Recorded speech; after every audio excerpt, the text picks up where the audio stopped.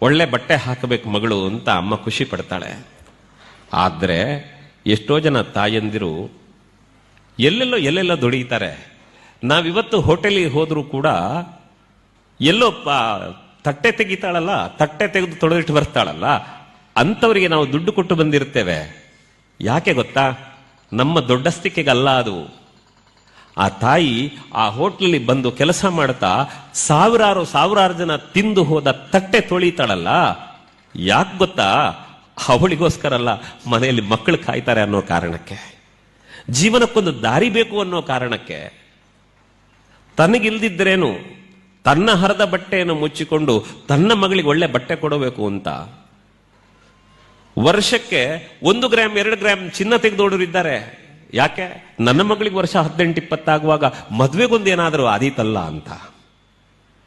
ಎಲ್ಲಾದ್ರೂ ನಡುವೆ ನಾವು ದಾರಿ ತಪ್ಪಿದೇವಾದರೆ ಆ ಅಮ್ಮ ನಾವು ಪುಟ್ಟ ಮಗುವಾಗಿದ್ದಲ್ಲಿಂದ ಹಿಡಿದು ಇಲ್ಲಿವರೆಗೆ ನಮ್ಮ ಕಾಳಜಿ ನೆನಪು ಮಾಡ್ಕೊಂಡು ಬಂದಲ್ಲ, ಏನು ಕೊಟ್ಟೆವು ನಾವು ಅವಳಿಗೆ? ನೀವು ಕೇಳಿ, ಹೆಣ್ಣುಮಕ್ಕಳು ನಿಮ್ಮ ಮನೇಲಿ ನಿಮ್ಮ ಅಮ್ಮನನ್ನು ಕೇಳಿ, ಅಮ್ಮ ನಿನ್ ತುಂಬಾ ಚಿನ್ನ ಉಂಟಲ್ಲ ನನಗೆ ಅಂತ ಕೇಳಿದ್ರೆ ಅಮ್ಮ ಏನ್ ಹೇಳ್ತಾರೆ ಗೊತ್ತಾ? ಇರ್ಲಿ ಮಗ, ನಾನು ಇರುವ ತನಕಲ್ಲ, ನಾನು ಸತ್ ಮೇಲೆ ನಿನಗೆ ಅಲ್ವಾ ಅಂತಾಳೆ. ಯೋಚನೆ ಮಾಡಿ. ಯಾಕೆ? ನನ್ನ ಬದುಕಿನ ಏನ್ ಸಂಪಾದನೆ ಮಾಡಿದ್ರು ಮಗಳೇ ಅದು ನಿನಗಮ್ಮ, ನನಗೆ ಯಾಕೆ? ಇಂತಹ ತ್ಯಾಗದೊಂದಿಗೆ ನಿಮ್ಗೆ ಬದುಕು ಕೊಡುವ ನಿಮ್ಮ ಅಮ್ಮನ ಬಗ್ಗೆ ನಿಮ್ಗೆ ನೆನಪಾಗದೆ ಹೋದ್ರೆ ಅದಕ್ಕಿಂತ ದೊಡ್ಡ ಕೃತಜ್ಞತೆ ಏನಿದೆ ಮಕ್ಕಳೇ? ನೆನಪಿಟ್ಟುಕೊಳ್ಳಿ, ನಾಳೆ ಹೆಣ್ಣು ಮಕ್ಕಳು ನೀವು ಪ್ರಬುದ್ಧರಾಗ್ತೀರಿ, ನಿಮ್ಗೊಂದು ಮದುವೆ ಮಾಡಬೇಕು. ನಾನು ಮೊನ್ನೆ ಕೇಳಿದ್ದೆ, ಏನ್ ಮಾಡ್ತಾ ಇದ್ದೀರಿ ಅಂದ್ರೆ ಅಮ್ಮ ಹೇಳ್ತಾರೆ, ನಾನು ಸೀರೆ ಮಾಡುತ್ತಾ ಇದ್ದೆ. ಏನ್ ಸೀರೆ ಮಾಡ್ತಾ ಇದ್ದೀರಿ? ಇಲ್ಲ, ನನ್ನ ಮಗಳಿಗೆ ಮದುವೆ ದಿವಸ ಹತ್ರ ಬಂತಲ್ಲ, ಅವಳಿಗೆ ಕೊಡಬೇಕಾದ ಸೀರೆ ಎಲ್ಲ ಪ್ಯಾಕ್ ಮಾಡಬೇಕಲ್ಲ, ಅದಕ್ಕೋಸ್ಕರ ಮಡಿತಾ ಇದ್ದೇನೆ ಅಂತ. ಒಂದು ಕಡೆಯಲ್ಲಿ ಮಗಳು ಹೊರಟು ಹೋಗ್ತಾಳೆ ಅನ್ನೋ ನೋವು, ಆದ್ರೆ ಹೋದಲ್ಲ ಅವಳು ಚೆನ್ನಾಗಿರಬೇಕು ಅಂತ ತಾಯಿ ಸಿದ್ಧಳಾಗುತ್ತಾಳಲ್ಲ. ಈ ಪ್ರೀತಿಯನ್ನು ನೀವು ಅಂಗಡಿಯಲ್ಲಿ ದುಡ್ಡು ಕೊಟ್ಟು ತಗೊಳ್ಳಿಕ್ಕಾಗೋದಿಲ್ಲ. ನಿನ್ನನ್ನು ಜೀವನ ಪೂರ್ತಿ ಮಹಾರಾಣಿಯ ಹಾಗೆ ನೋಡ್ಕೊಳ್ತೇನೆ ಅಂತ ಹೇಳ್ತಾ ನಿಮ್ಮನ್ನು ಮಂಗ ಮಾಡುವ ಯಾವ ವ್ಯಕ್ತಿಗಳು ಜೀವನ ಪೂರ್ತಿ ನಿಮ್ಮನ್ನು ಸಾಕೋದಿಲ್ಲ. ನೆನಪಿರ್ಲಿ.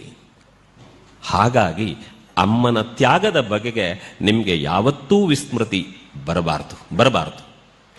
ಇನ್ನೊಂದು, ನಾವಿವತ್ತೇನಾದರೂ ನಾಳೆ ಹೊರಗೆ ನಡೆದು ನಾನು ಅಮೃತ ಭಾರತಿಯಲ್ಲಿ ಓದಿ ನಾನಲ್ಲಿ ಕೆಳಗೆ ಬರಬೇಕಿದ್ರೆ ಒಂದು ಮಾತು ಕೇಳ್ತಾ ಇತ್ತು. ನಮ್ಮ ಅಮೃತ ಭಾರತೀಯ ಸ್ಟೂಡೆಂಟ್ ಅನ್ನೋ ಕಾರಣಕ್ಕೆ ಏನೋ ಗೌರವ ಸಿಕ್ತು ಅಂತ ಏನೋ ಒಂದು ಬಗ್ಗೆ ಇಲ್ಲಿ ಮಾತನಾಡ್ತಾ ಇದ್ರು, ಕೇಳ್ತಾ ಇದ್ದೆ. ನಾಳೆ ನೀವು ಅಮೃತ ಭಾರತೀಯ ವಿದ್ಯಾರ್ಥಿಗಳು ಅನ್ನೋ ಕಾರಣಕ್ಕೆ ನಿಮಗೆ ಗೌರವ ಸಿಗುವುದಾದರೆ ಅದೇ ಹರದ ಬನಿಯನ್ ಹಾಕೊಂಡು ಯಾರ್ಯಾರ ಮನೆ ಅಂಗಳದಲ್ಲಿ ಬೆವರು ಸುರಿಸಿ ದುಡಿದು 10 ರೂಪಾಯಿಯನ್ನು ಹುದುಗಿಸಿಟ್ಟು ನಿಮ್ಗೆ ಬಟ್ಟೆ ತಂದು ಕೊಟ್ಟ ಅಪ್ಪ ಕಾರಣ ಅನ್ನೋದು ನಿಮ್ಗೆ ನೆನಪಿರಬೇಕು.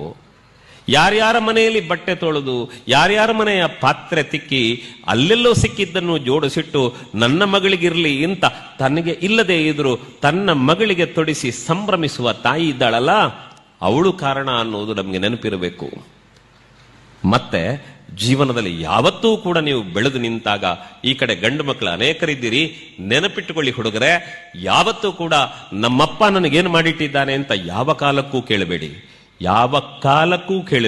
ಯಾಕೆ ಗೊತ್ತಾ?